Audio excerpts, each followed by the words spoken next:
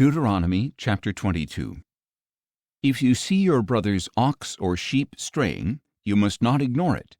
Be sure to return it to your brother. If your brother does not live near you, or if you do not know who he is, you are to take the animal home to remain with you until your brother comes seeking it. Then you can return it to him. And you shall do the same for his donkey, his cloak, or anything your brother has lost and you have found. You must not ignore it.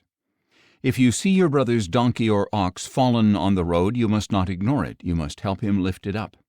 A woman must not wear men's clothing, and a man must not wear women's clothing, for whoever does these things is detestable to the Lord your God.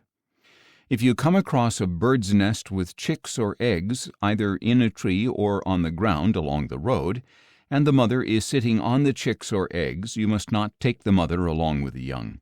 You may take the young, but be sure to let the mother go, so that it may be well with you and that you may prolong your days.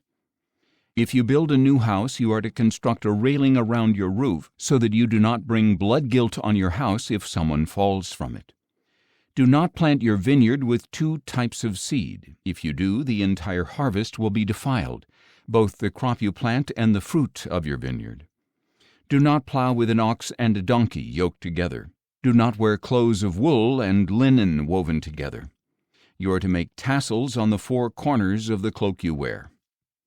Suppose a man marries a woman, has relations with her, and comes to hate her, and he then accuses her of shameful conduct and gives her a bad name, saying, "I married this woman and had relations with her, but I discovered she was not a virgin."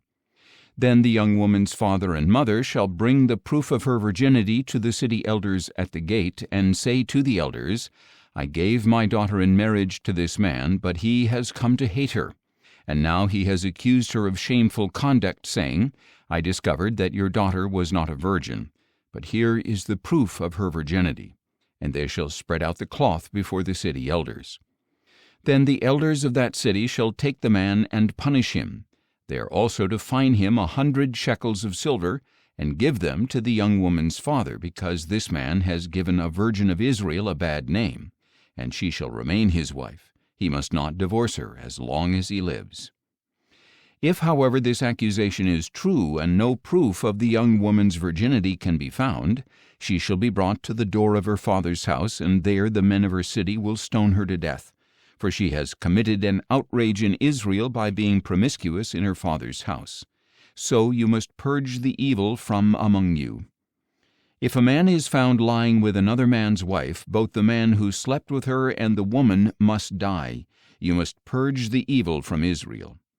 If there is a virgin pledged in marriage to a man, and another man encounters her in the city and sleeps with her, you must take both of them out to the gate of that city and stone them to death.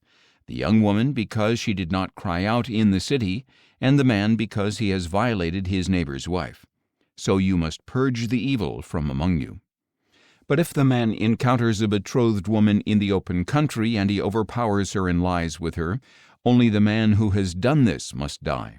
Do nothing to the young woman, because she has committed no sin worthy of death. This case is just like one in which a man attacks his neighbor and murders him. When he found her in the field, the betrothed woman cried out, but there was no one to save her.